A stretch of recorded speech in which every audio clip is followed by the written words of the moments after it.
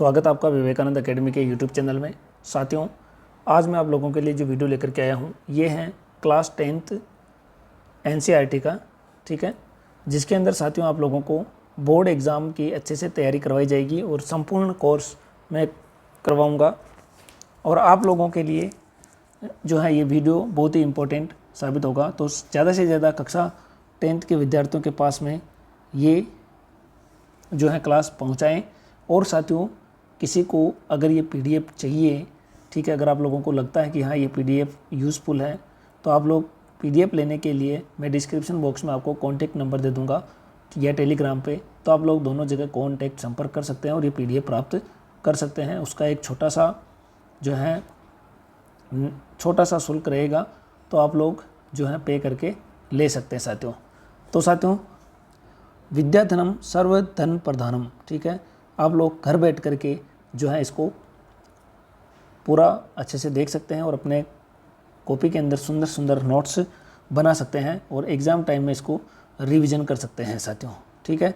Channel पर नए हैं तो चैनल को सब्सक्राइब ज़रूर करें साथियों, ठीक है। और साथियों, आप लोगों को दिमाग में आ रहा होगा कि ज़्यादा इतनी कोई बड़ा शुल्क नहीं है, बिल्कुल छोटा सा अमाउंट है, तो आप लोग ज़रूर उस पर चर्चा कर सकते हैं। जिसको नीड हो केवल वही मैसेज करें, सब्सक्राइब ज़रूर करें साथियों, मैं आपको बता रहा था, ठीक है साथियों। आगे हम बात करते हैं इसके अंदर। तो YouTube पे आपको चैनल मिल जाएगा और ज़्यादातर मैं वैसे ये पूरी PDF को मैं धीरे धीरे इस पर कंप्लीट करवाऊँगा, फ्री रहेगी YouTube के ऊपर। लेकिन फिर भी साथियों, अगर आप लोगों को जल्दी से या हार्ड कॉपी निकाल करके पढ़ना हो तो उसके लिए मैं आप लोगों को यहाँ पे बता रहा हूँ। बाकी आप लोगों को यहाँ पे फ्री ऑफ कॉस्ट मैं आप लोगों को पढ़ा दूँगा, आप लोग कंटिन्यूटी बनाए रखें। अध्याय फर्स्ट है साथियों, और ये जो PDF है साथियों, पढ़ाने वाले टीचर के लिए भी महत्वपूर्ण होने वाली साथियों। वास्तविक संख्याएं, यानी पहली जो चैप्टर है वास्तविक संख्याएं हैं, ठीक है, इसके बारे में अपन पढ़ेंगे और नोट्स बनाएंगे। प्राकृतिक संख्याएं यानी नेचुरल नंबर्स क्या होते हैं, ऐसी संख्याएं जिनको गिना जा सकता है, ठीक है।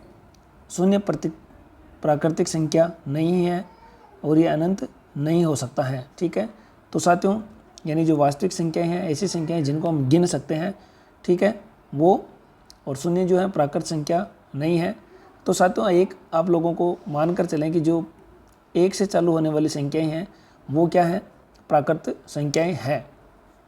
तो वो अनंत तक, यानी कि अनंत नहीं हो सकता है, कहीं पर भी इसका अंत नहीं है, वो यहाँ पे प्राकृतिक संख्याएं हैं, ठीक है। यानी एक से चालू होने वाली संख्याएं प्राकृत संख्याओं में आती हैं। इसके बाद साथियों मैं अगली बात करता हूँ पूर्ण संख्याओं की। ज़्यादा समय अपन ख़राब नहीं करते हुए तुरंत इसमें आगे से आगे चलते रहेंगे साथियों। आप लोगों को अगर कोई भी इम्प्रूवमेंट, सुधार के लिए कोई सुझाव हो तो आप लोग ज़रूर कमेंट करके कमेंट में बताएं। ऐसी संख्याएं जिनमें प्राकृतिक संख्याओं के साथ साथ न्यून शून्य भी साथ होता है, ठीक है, शून्य भी साथ में आ जाता है, तो उसको हम बोलते हैं साथियों पूर्ण संख्याएँ, यानी 0 से स्टार्ट होने वाली संख्याएँ। बहुत सारे विद्यार्थियों को अभी तक ये नॉलेज भी नहीं रहता, इसलिए मैंने यहाँ से मिनिमम से मिनिमम चीज़ को यहाँ पे स्टार्ट किया साथियों। पूर्णांक संख्याएं किसे कहते हैं, तो इसमें प्राकृत संख्याएं पूर्ण संख्याओं के साथ साथ ऋणात्मक संख्याएं भी सम्मिलित हो जाती है, तो इनको हम बोलते हैं पूर्णांक। उदाहरण के लिए माइनस, शून्य और प्राकृत संख्याएं इसमें आ चुकी हैं साथियों, ये आप लोग देख सकते हैं। इनमें ऋणात्मक धनात्मक दोनों तरह की संख्याएँ आ जाती हैं। अगली बात करते हैं साथियों अभाज्य संख्याएं। आप लोग साथियों PDF को इसको रोक कर भी इसमें आप लोग जो है कॉपी में नोट्स बना सकते हैं, ठीक है।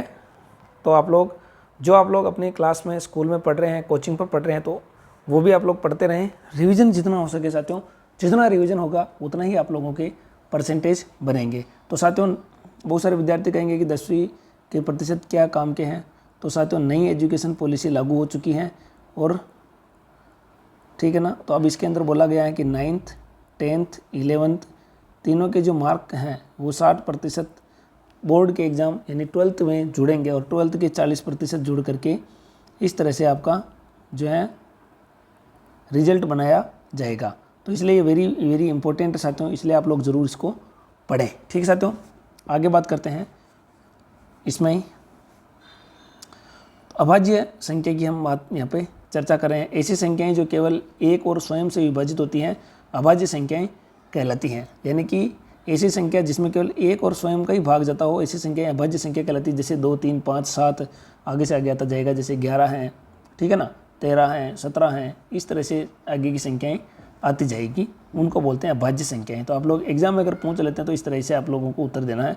अभाज्य संख्याओं के केवल 2 गुणनखंड होते हैं। परीक्षा में प्रश्न पूछ सकते हैं कि अभाज्य संख्याओं के कितने गुणनखंड हैं, तो केवल 2 गुणनखंड होते हैं। साथियों, वीडियो को आप लोग ज़रूर देखें और पूरा बताएं कि इसमें आप लोगों को क्या कमी रही है। और अगर वीडियो अच्छा लगा हो तो एक बार सब्सक्राइब जरूर करें, चैनल को कमेंट और अपने सभी दोस्तों को पास जरूर पहुंचाएं इसको।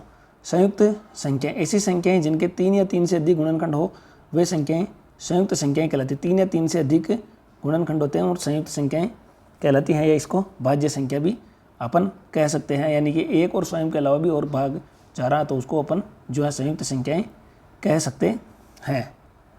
सहअभाज्य संख्याएं, वे संख्याएं जो केवल एक से विभाजित होती हैं या जोड़े में होती है। यानी वह संख्याएं जो केवल एक से विभाज्य होती हैं, सहअभाज्य संख्याएं हैं ये, ठीक है ना। वो का वही है नियम, ठीक है। यानी 21 और 23 केवल और केवल एक से विभाज्य हो रही हैं और स्वयं से हो रही हैं, वो तो स्वयं से तो होगी, उसको बोलते हैं अपन सहअभाज्य संख्याएं। अभाज्य संख्या, ऐसी संख्याएं जो केवल एक और स्वयं से विभाजित होती हैं, अभाज्य संख्याएं कहलाती हैं। जैसे 2, 3, 5, 7 ये अभाज्य संख्याएं कि केवल 2 गुणनखंड होते हैं। साथियों, संयुक्त संख्याएं ये वापस अपना हो चुका था, सहअभाज्य संख्याएं भी हो चुकी हैं। आगे बात करते हैं विषम संख्या, ऐसी संख्याएं जिनको 2 से विभाजित करने पर शेषफल 1 प्राप्त होता है, ठीक है, वो विषम संख्याएं कहलाती हैं। सम संख्याएं, ऐसी संख्याएं जिनको 2 से विभाजित करने पर शेषफल 0 प्राप्त होता है, ये कहलाती हैं। तो साथियों, आज के लिए मैं इतना ही पढ़ा रहा हूँ, ठीक है। आगे इसके आगे अपन यहाँ से कंटिन्यू इसको पढ़ेंगे।